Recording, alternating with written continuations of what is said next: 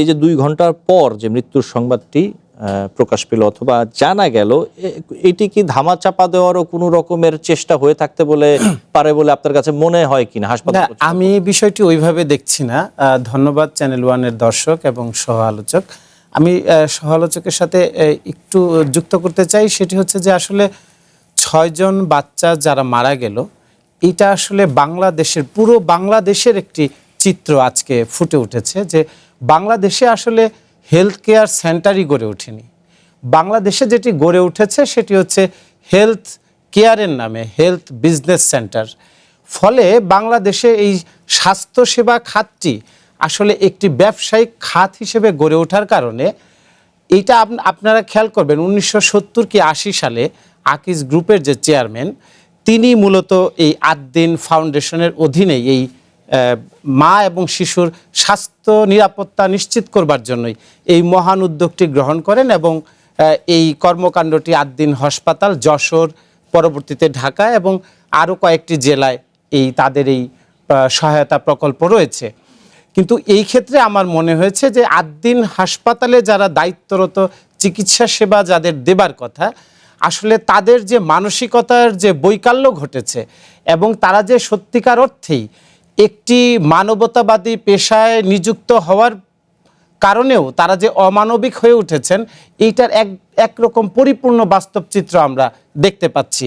কেননা যেহেতু লিকেজ দেখা দিয়েছে, এসির প্রবলেম দেখা দিয়েছে, কিন্তু আমার কাছে মনে হচ্ছে যে এই সমস্যাটা সহ আলোচক যেটি বললেন এটা কিন্তু কয়েক মিনিটের ঘটনা নয়।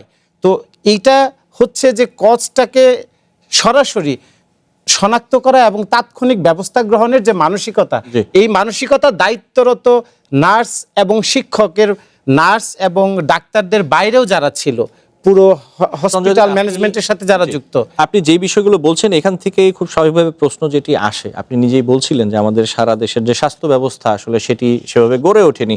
সরকার অথবা স্বাস্থ্য ব্যবস্থা সংশ্লিষ্ট যারা রয়েছেন, এই সরকারি বেসরকারি হসপিটালগুলোর ব্যবস্থাপনায় যারা রয়েছেন, তারা কি আসলে অনুভব করেন এই যে কি প্রয়োজন স্বাস্থ্য ব্যবস্থাটাকে ঠিক করার জন্য, কোন কোন বিষয়গুলোকে এজেন্ডাটা সেট করা, এই কাজগুলো করতে হবে ধাপে ধাপে, এইটাই কি কখনো করা হয়েছে অথবা কতটা করা হয়েছে?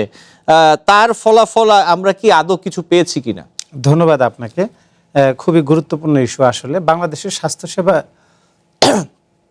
আসলে বাংলাদেশে একটি টেকসই স্বাস্থ্যসেবা গড়েই উঠে নাই সত্যিকার অর্থে। আপনি যদি হামের যে সিচুয়েশনটা প্রাদুর্ভাব গড়েই ওঠেনি, কারণ আমরা কি উপলব্ধি করেছি যে এটা প্রয়োজন? না, আমাদের উপলব্ধি আছে, সেটা সাধারণ মানুষের মধ্যে আছে।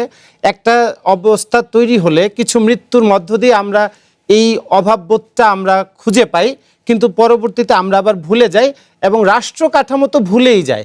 রাষ্ট্র কাঠামো কখনোই স্বাস্থ্যসেবার বিষয়টি মনে রাখে না। কেন মনে রাখে না? আপনি খেয়াল করেন যে হামের যে প্রাদুর্ভাবটি হলো এবং এখনও হাম রয়েছে এবং শিশু মৃত্যুর হার আশঙ্কাজনক হারে বেড়েই চলেছে, এখন হয়তো একটু কমের দিকে যাবে। তো হামের কিন্তু কোনো অ্যান্টিভাইরাল মেডিসিন নেই।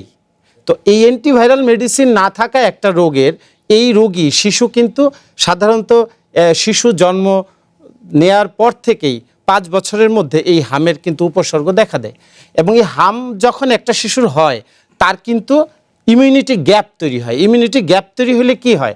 তার সবচেয়ে বেশি প্রয়োজন হয় অক্সিজেনের, তার ফুসফুস ক্ষতিগ্রস্ত হয়, সে নিউমোনিয়ায় আক্রান্ত হয়।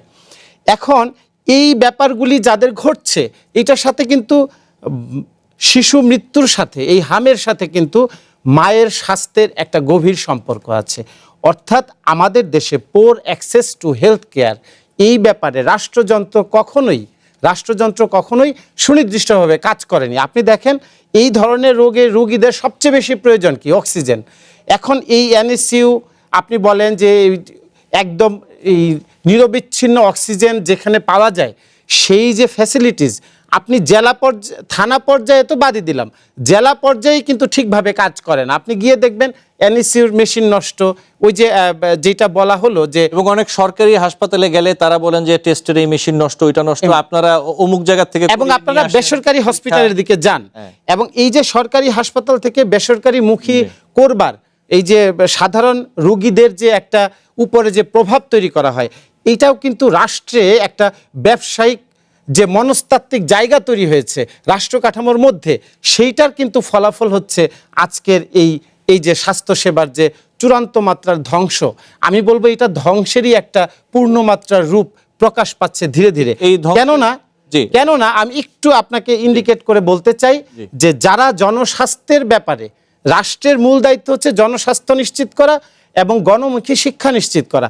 এবং আপনি দেখবেন যে আজকে নবম বেতন কাঠামোতে আজকের মিটিংয়ে তারা সিদ্ধান্ত নিয়েছে যে প্রাথমিক শিক্ষকদেরকে বেতন দ্বিগুণ করা হবে। এখন প্রাথমিক সরকারি শিক্ষকদেরকে বেতন দ্বিগুণ করলে তাদের জীবনযাপনের মান বাড়বে, কিন্তু এমপিওভুক্ত শিক্ষক যারা আছেন, পাশাপাশি বেসরকারি শিক্ষক যারা আছেন, তারা এই বেতন কাঠামোর সাথে কিন্তু দ্রব্যমূল্যও বাড়বে। এইটা আপনি নিশ্চিতভাবে আমরা বলতে পারি যে আমাদের সাধারণ জীবনযাপনের যে মান, এই মান কিন্তু বাড়বে আগামী 1 বছরে। এই মান যখন বেড়ে যাবে, দ্রব্যমূল্যের যে ঊর্ধ্বগতি হবে, সেই ঊর্ধ্বগতির সাথে বেসরকারি পর্যায়ে যারা বিভিন্ন পেশায় সংযুক্ত রয়েছেন, তারা আসলে সেই মোকাবেলাটা, সেই চ্যালেঞ্জটা তারা নিতে পারবে কিনা।